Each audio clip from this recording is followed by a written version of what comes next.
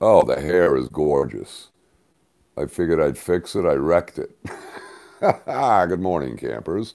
We are on the, what are we calling this now? Our secret undisclosed location. Well, now.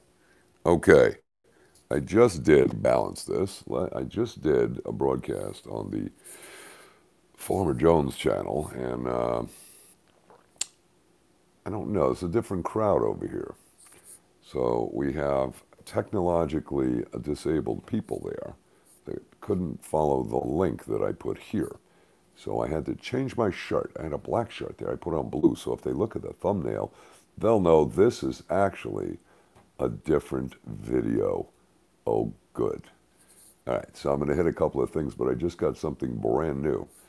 Our man, staff reporter, who usually puts in good comments, I think he's down in Texas, um, said that Justice Barrett did not. Okay? Yeah. Hey, Redmond and Jacqueline, my two favorite happy campers. The only one we're missing, where is she? Oh, my goodness. Yeah, Cindy Sue. Where are you, Cindy Sue? Isn't there a song about her? I don't know. It's like a country western thing, I think. Was that Peggy Sue? I don't know. I get very, very confused. Farrell. You're trying to watch both sides simultaneously. You know what I was going to do yesterday, Cheryl? I was going to have some cheesecake, and I was going to sit there with the little camera, and I was going to see if I could simulcast to both channels. I think I can on the happy video. Anyway, the new thing that I grabbed that's not in the links in the other one that I'm going to throw in here now is from Epoch Times. Evidently, our U.S. Supreme Court basically ruled that North Carolina, Cheryl, and that's also for Raven, can count, what are we calling it? The mail-in ballots up till 9 days after the election, but they must be postmarked on or before Election Day. I don't know. Barrett did not participate, and I think what they did is they reversed the Fourth Circuit. So the Fourth Circuit said no, they couldn't. Supreme Court said yes, they could. Haven't read the opinion. The brief was submitted by the Republican Party of North Carolina. So whatever. The bottom line is that's the deal. So with that deal in play, Barrett did not participate because she couldn't be briefed. She said, you know, and I think that's reasonable. If she hasn't read the opinion, she's got no business jumping in. I think she's going to be a good judge, to be honest with you. Initially, I thought she was going to be a disaster. I don't know. I think she's going to be good. I like the way that she handled the questions from the obnoxious Democrats. They weren't even really questions. They were kind of like campaign speeches, and Kamala Harris over there was ridiculous. What I said in the last channel this morning is that Biden camp has made this election and their campaign all about the COVID thing. And I ended the discussion on that. And what does that tell us? Doesn't that really tell us that this whole catastrophe, it supports the argument that it was done intentionally. And it was done to influence the election against Trump. And Biden is also, you know, they're saying these are battleground states. It seems to me that Biden is following Trump around. Wherever Trump is going, Biden's going. Because if you watch any of his crap, and they have spent a ton of money, and I'm getting hammered with Biden idiot ads on YouTube, not so much on TV, but then again, I don't watch much TV. Hang on a second. Let me settle down here because I got a little spooled up this morning, 10 minutes ago. But what these ads are saying is exactly what Trump has been saying and doing. Now, suddenly Biden is going to come and do everything Trump said he's going to do. He doesn't tell us how. Suddenly Biden is reversing himself on all of his stuff pertaining to fracking, pertaining to everything. It's incredible, the blatant lies. Now, yesterday there was a hearing in the Senate, and that was supposedly an inquiry into the, what are we calling it, the censorship and the restrictions and the deletion of Twitter accounts and Facebook accounts and YouTube accounts. I didn't see that. I didn't watch the whole hearing, but it was all crap. It was more kabuki dance theater. They didn't do a damn thing. They did their grandstanding. I was disgusted with Ted Cruz, who made, well, I didn't watch the whole thing. I'll be honest. I just basically caught the clip they put on Fox News, which is another one. They're a controlled opposition. So Cruz was basically arguing with Dorsey, saying, well, who elected you to do this? Well, since when do you have to be elected to censor things? What, we're going to elect people to censor for us? That kind of missed the point, all right? So that's my opinion on that. And I think that whole Senate thing, they didn't do a damn thing. The lobbyists and the money behind these multimedia, or what do we want to call them, the tech giants, the social media companies, is really going to influence this. And I spoke with George yesterday, and I actually did an interview with him on his channel. I found him. He's over at Addy Ads. Addy has a small channel, and this is instead of the Neighborhood News Network. And we discussed some of the play on the case that they filed in California of the YouTubers, which again, I still haven't finished reading, but I'm going to put it on the screen. But I did finish backing up the videos that I want from the main channel. What a project. That happy download thing was not the happy download. So what I did, and you might enjoy this, just to inflict a little brain damage, I created playlists, right? So I've got October, September, I did it by month, and then I downloaded them, okay? Made it easier. So it's like 25 to 30 or 40 videos per month. So the bottom line is, just scroll through that playlist and see, if you haven't been paying attention, the enormous amount of information and links. Pick 1 month and go look at it. But I want to make sure I caught from December of last year through now, because of the impeachment, because of some of the thinking that I had laid out on the violation of due process, because of some of the discussion of the various litigation strategies. Because this is not going away, so we'll say I like to be able to refer to my notes, right? So anyway, the discussion with George, I feel much better here talking to our quiet channel, our little, what do we call this, our intimate little gathering, smaller group, higher IQ. Is that true? It is. Stand by, campers. So, oh, we froze. That was a good freeze. I got to plug in. I'm hitting 20%. Unbelievable. Hang on. Bear with me. The plug. Of course, it's got to come around the phone and come in from the other side. Incredible. Uh-oh. We're going to have we got to make sure it's in yet. Unreal. Come on. This is a Belkin cable. I hate them. It's garbage, in my opinion.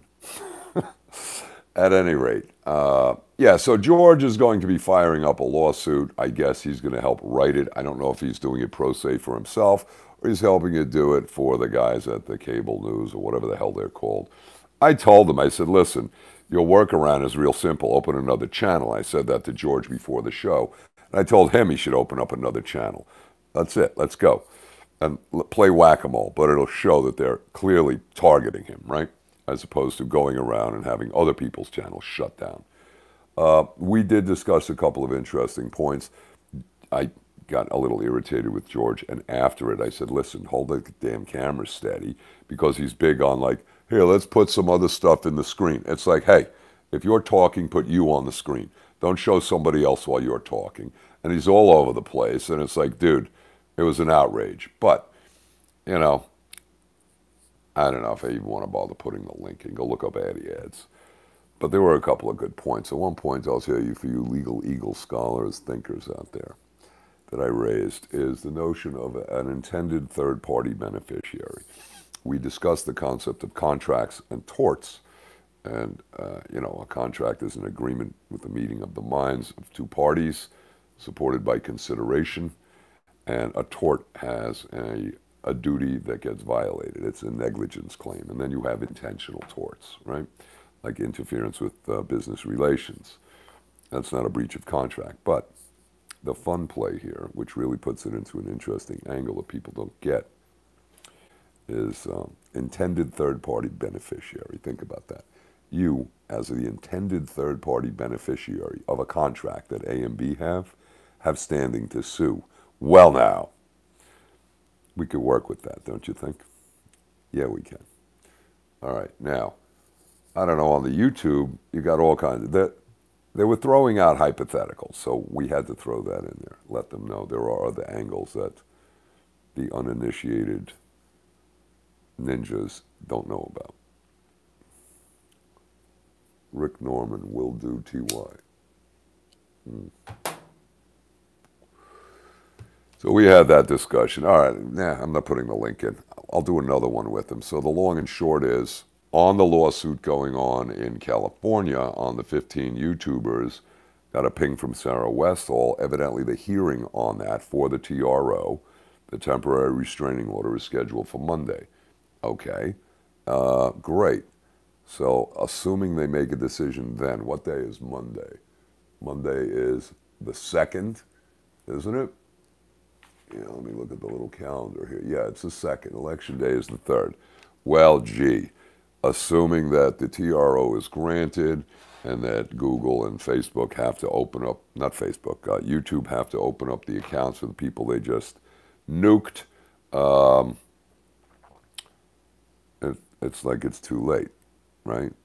We don't get to hear about the Biden stuff.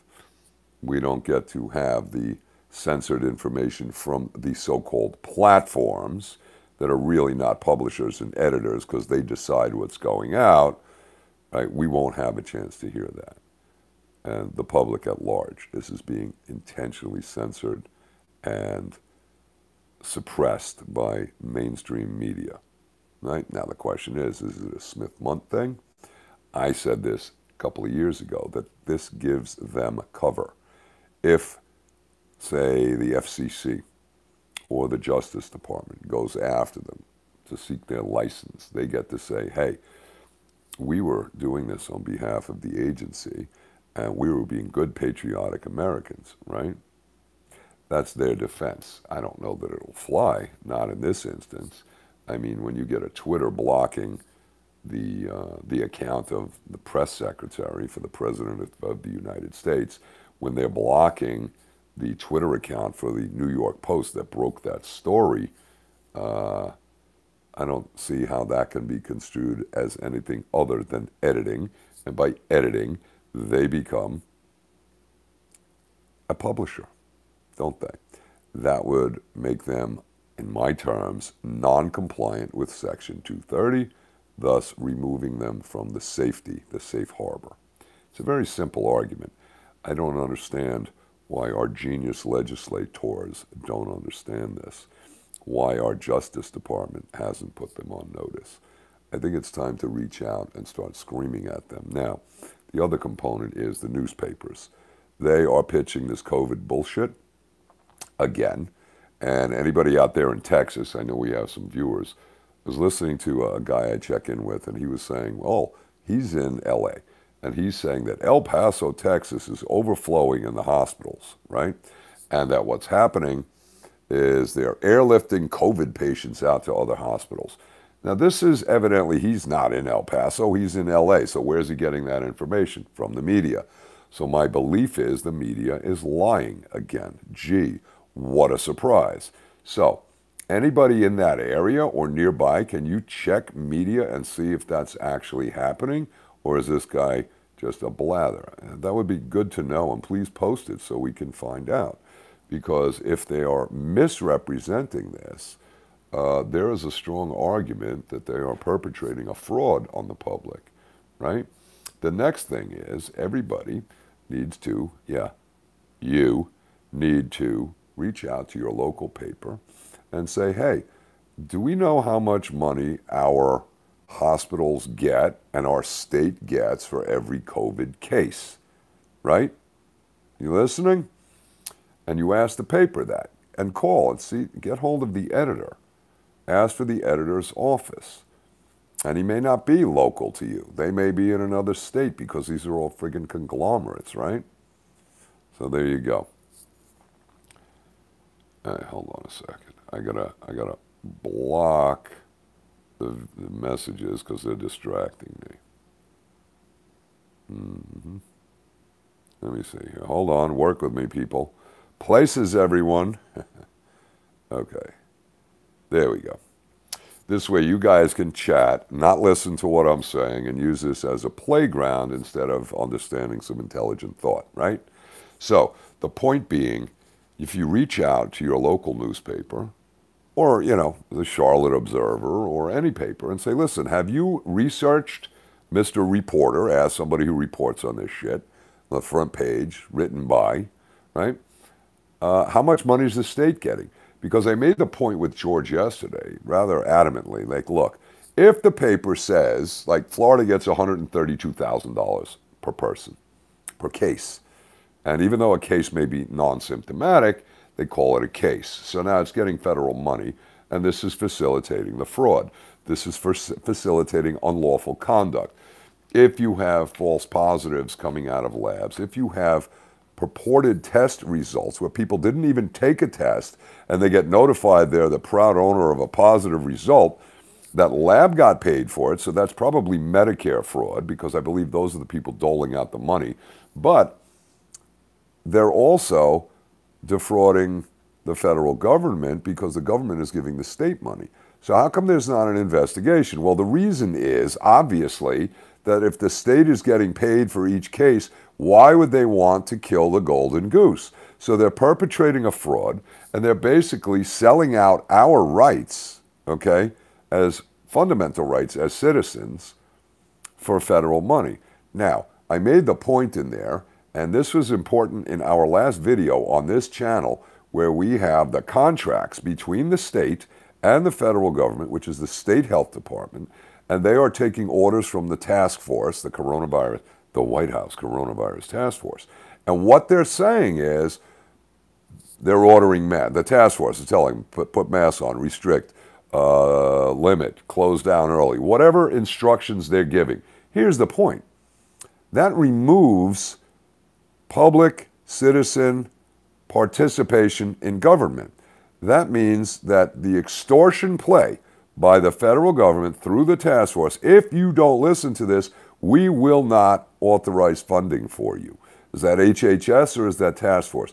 That's arm twisting. Every time I say task force, I think of task force. But the coronavirus task force, right, is a mouthful.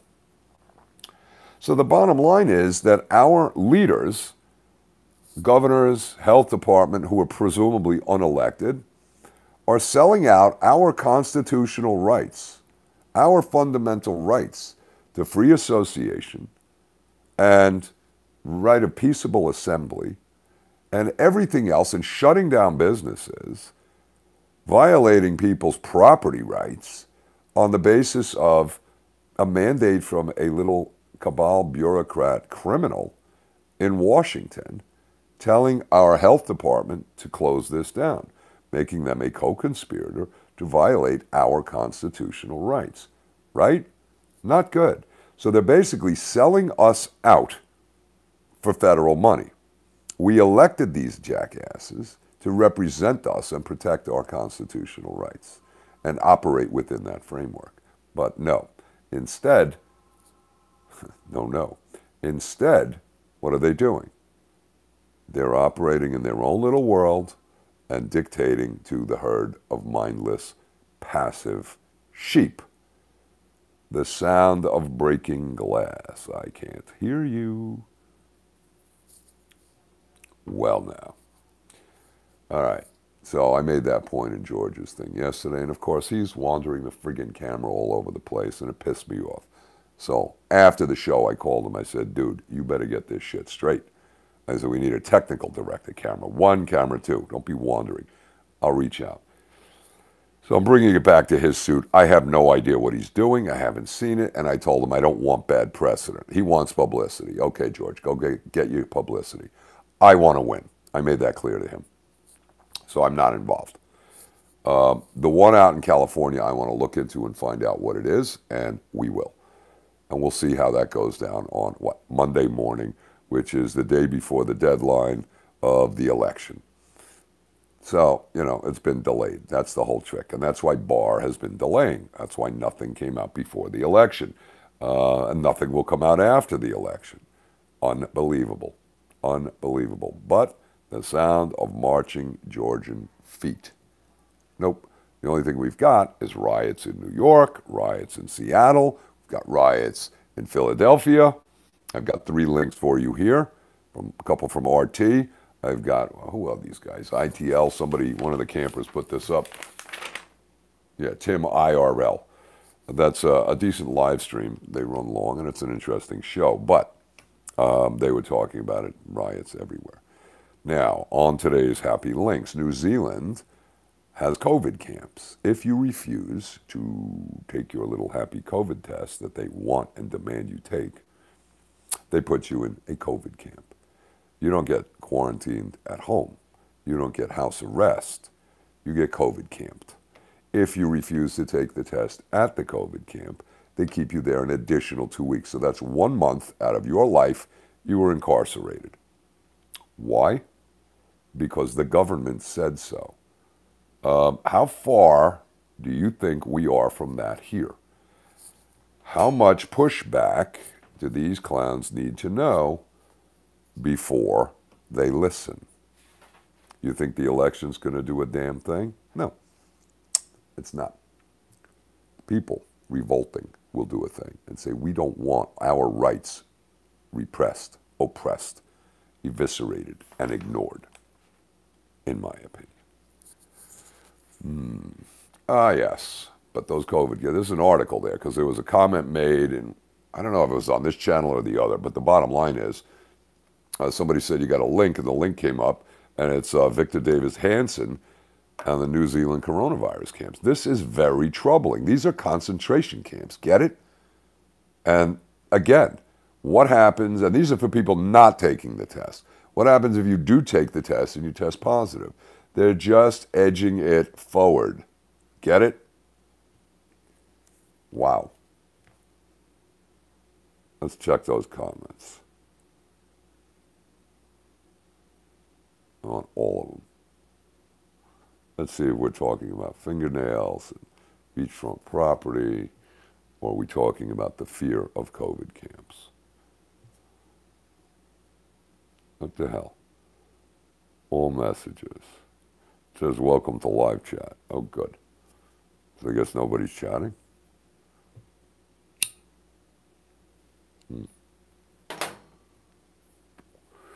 All right. So Tucker did that interview with this guy, Babalinski, Babalui, who explains how Biden and his son were collaborating with parties representing the Chinese government, the communist government. They were setting up a business where board members in the business and partners or voting members of that business were like heads of Chinese government, while Biden, Joe, was the vice president. So this means this jackass is setting up, it's not just like Ukraine. Oh my, isn't that curious? Just like Russia. I'm in charge of the government, but I'm the board of directors of the company that got contracts from the government. And or I'm in a position in the government to correct legislation and enforcement against this company or to protect it. And I'll get 10%, and my son will hold it. And nobody sees a problem with that. Sedition, treason, violation of his oath of office, bribery, and the media is covering it. Unbelievable. Unbelievable. I was thinking yesterday, the fact that the media is covering it in the civil RICO or a criminal RICO says that is obstruction of justice, isn't it? Destruction of evidence, hiding evidence, aiding and abetting after the fact is very interesting, isn't it? Yeah, it is. I mean, it's not hard to think of different ways that this is a problem, right? So you got the conspiracy because you got multiple media people doing it. You got the obstruction of justice. But you have, what's the damage to us? That would be an extortion of rights, an extortion of property. I think we better get Travis back on and we'll talk about that. It's important stuff. All right. So look, we've got the riots. I'm in here. I've got Kevin Shipp's report where he comes to the brilliant conclusion, a little slow out of the gate, that there'll probably be no indictments coming out of Durham and Barr. Like, duh. Didn't we say that like a year ago? All right. Then I got the Timcast, then, of course, the Patreon account and the PayPal link for direct contributions, which are greatly appreciated. And I enjoy the notes in there and some good info, so I appreciate it. If you're going to send anything via PayPal, throw in a comment. I love responding, but I'll send you a thank you note anyway. All right, campers, that's what I've got. I like your thinking here. Please check into the El Paso, Texas thing. Who knows if that's real? Oh, I know what I wanted to say. I was listening to one of these economic guys, and he did a good overview of what's going on, right? And hey there, Denise. You're down in Texas. What's going on with El Paso? Is the media putting out the discussion that El Paso is overflowing and airlifting people out? I mean, how small a town is El Paso? I think it's pretty small, right? They make good boots down there. Anyway, what this guy was saying is that the reports out of Miami, right, and the media is saying, oh, and I got to come back to one other point. Good thing we didn't hit end. That, you know, they're pitching it, and if you read the papers here in Florida, oh, the Florida is spiking, the cases are up, the cases are up. It's like, wait a minute, the hospitals are up. Now, are they lying about that, or are they just collecting money? This is why I'm saying, reach out to your local paper and say, hey, how much money do the hospitals receive for each case? How much money does the state receive? If you have, excuse me, a sneeze, then how much money does the state get? Not COVID, right? Bullshit. So the bottom line is, if you have 1,000 cases and you're getting 100,000, there we go. That's two. Do we have one more? Make it the even trinity. Excuse me. You got 1,000 cases at 100,000 is $1 million, isn't it? Imagine that. So if the newspaper put it in their friggin' headline, 1,000 cases, state receives $1 million.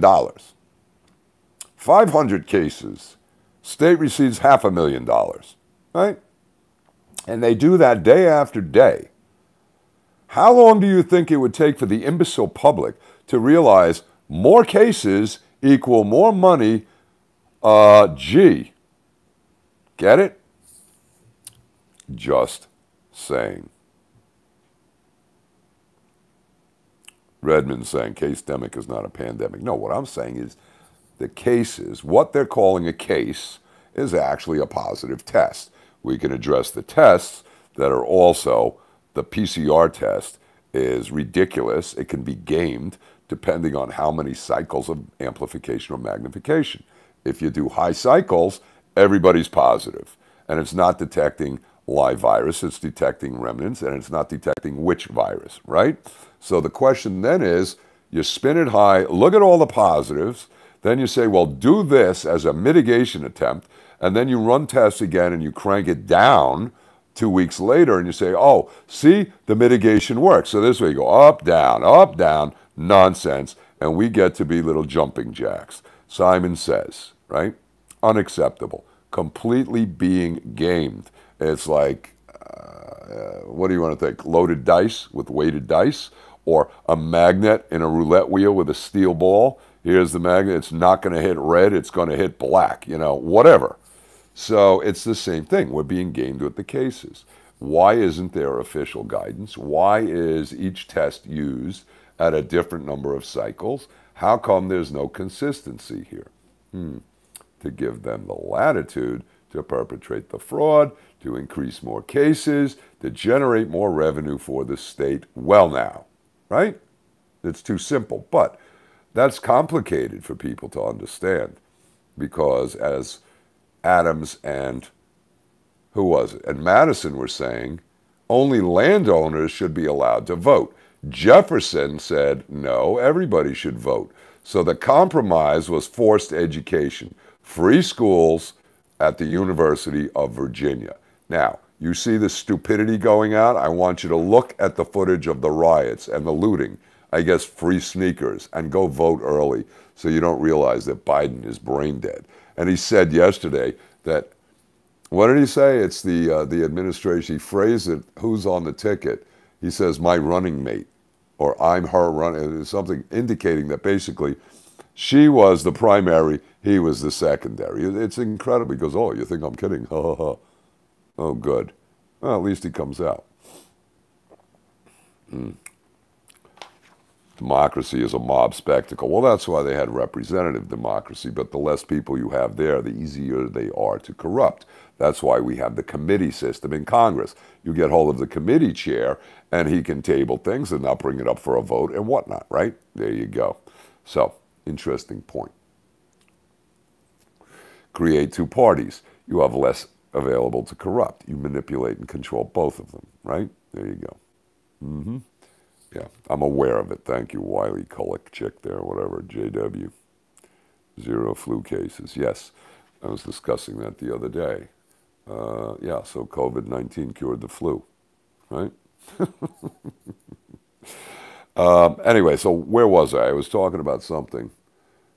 And, oh, the newspaper. So if they start putting out, and they should if they were actually investigating, being the guardian of our liberties, as opposed to the propaganda arm from a political party, then what they would be doing is putting out X cases equal X dollars. More cases, more dollars. Less cases, less dollars. So, gee, the public idiots could see that there's a relationship. So more cases is more money. No wonder they don't want to put a kibosh on it.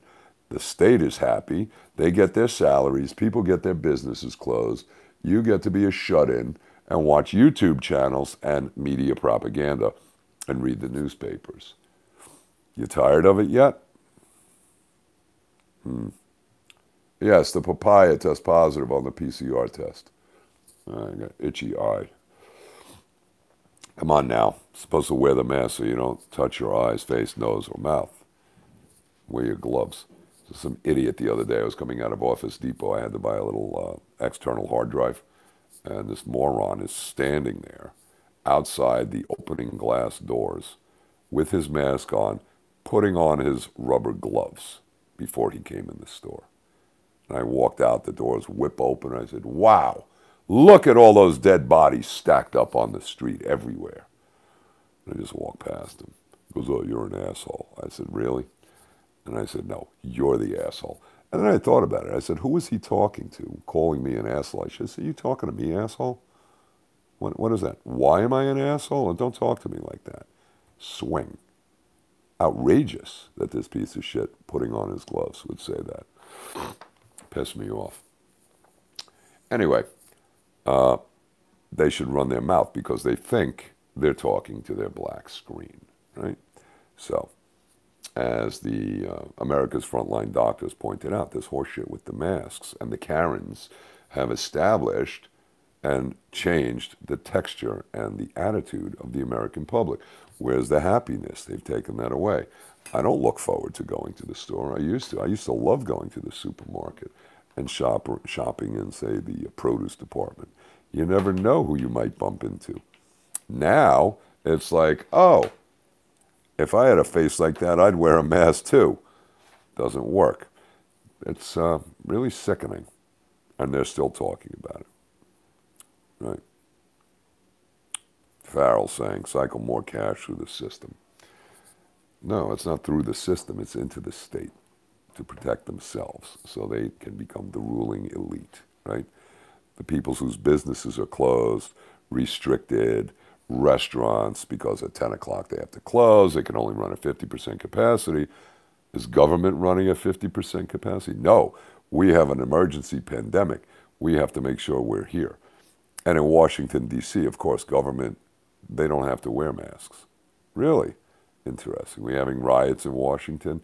The Bolsheviks are planning some serious bullshit, and it's unacceptable, right? So check out some of these links here. And it's a 2-minute clip or 3 minutes of Tucker talking about the Biden documents disappearing. Very interesting. Hopefully, Bobolinsky there didn't send all the originals, right? Wow. All right, that's what I got for you. Thank you, campers. Thumbs up, comment, subscribe. And for you guys from the other channel, welcome. All right, we'll see you all later, and I appreciate your support. If you can chip in, please join Patreon at any number you want. That's always comfortable and helpful. And PayPal for direct contributions, and put a note in there. That's good stuff. I think I hit everything I wanted to. All right, we'll see you all later. But the backups are there. So now we can turn it up. Maybe I'll put a link into the other channel here for people who haven't seen that one yet. All right, bye for now. Thank you, campers.